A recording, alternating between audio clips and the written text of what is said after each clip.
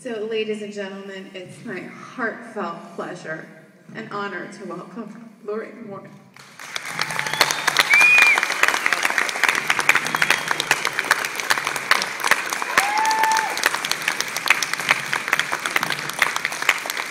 Good evening, everyone.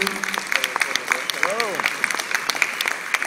I can't even begin to tell you what pleasure I get from being here this evening. It is really an honor. What a friendly group of people. My God, you're wonderful. God, I'd like to take you home with me. Our work, Ed and myself, has entailed numerous investigations. Ed grew up in a home that was horribly haunted. There were never answers for why it was so haunted, why the clergy were there so many times. But there was never, ever closure. When Ed got out of the military, we were married during the war. Ed became a war hero when his ship went down in the North Atlantic, and he was one of only just a very few men. I think there were 60 of them that survived where the two ships collided in February that year in the North Atlantic during wartime conditions. He never ever got over that. He never got over the screams of the people. And he saved the life of one man, and as a result of it, became a war hero. We were married on survivor's leave. Ed never talked in the early years about the things that occurred in that house. We didn't talk about them. When he came home from service, our daughter had already been born. In fact, Judy was born when Ed was in Japan.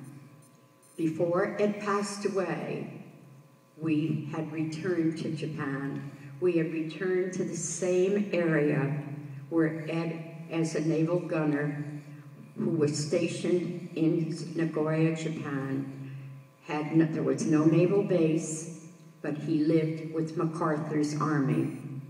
It was really very emotional for him to return to this area. They took us to right where he had his office and port directors and all.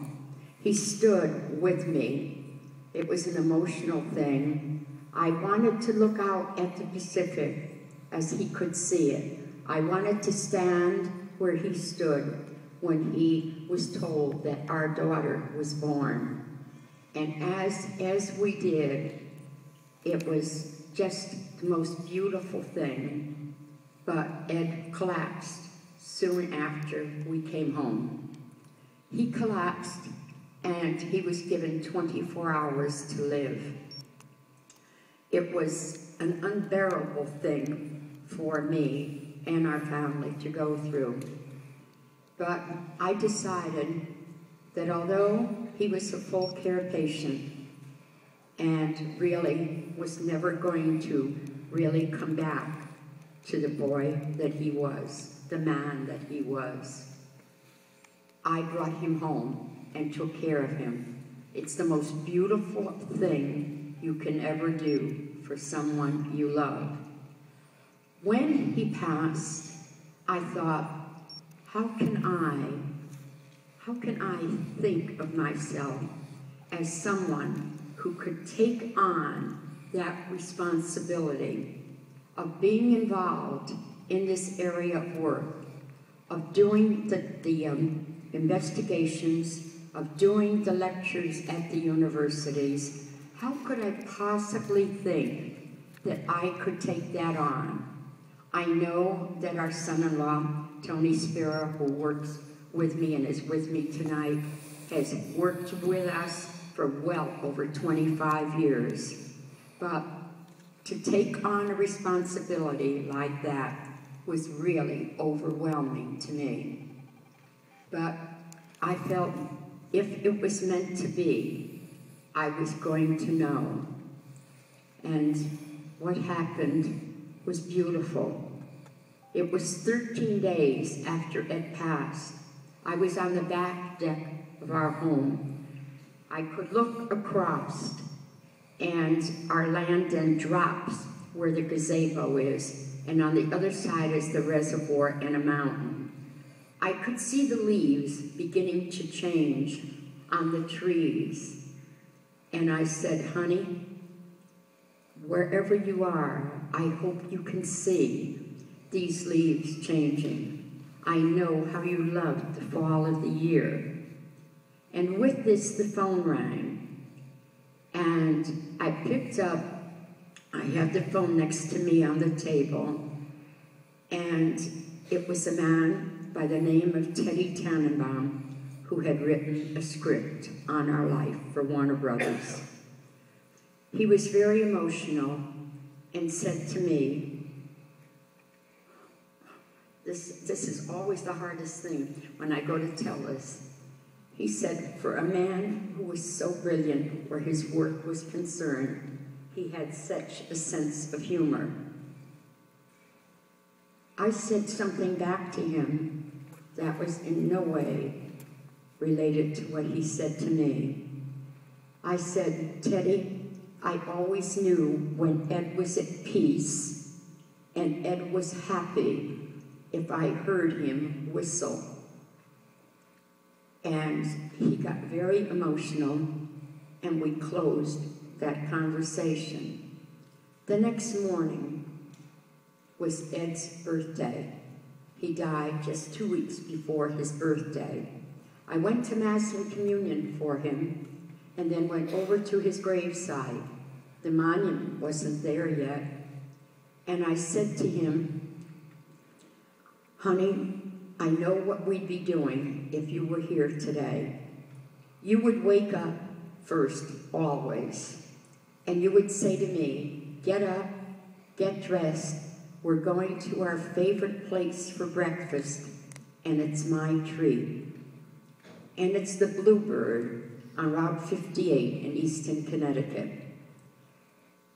So with that, I said, honey, we're going there today, and it's my treat. I went to the Bluebird. When I got there was a new little waitress.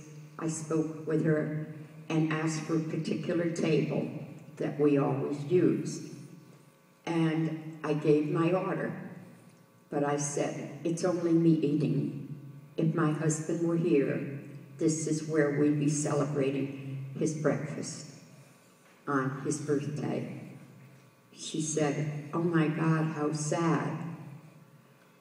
A woman came out, one of the owners, and said, are you Mrs. Warren? I said, yes. And she said, we have a problem here. I said, I never knew of any problems here all the time we've been coming, but I did not know her. And so she said to me, the dishwasher, that's how it started. The dishwasher, she said, he came in early this morning. I says, how early? She says, 5 o'clock. And she said, he phoned me and told me he was terrified and he was going home. And I told him not to go home. I told him to take the phone and go into the dining rooms, the 2 dining rooms. And I said, look out the window. Do you see anything? Do you hear anything? I said, what did he see and what did he hear? She said, he claimed to hear a man whistling. So with this, I said, could I please speak to him? I can read your aura. That is really one of the reasons I do so much where the police work is concerned, because I can always tell if someone is lying to me or telling fibs or not telling the truths. So he sat across from me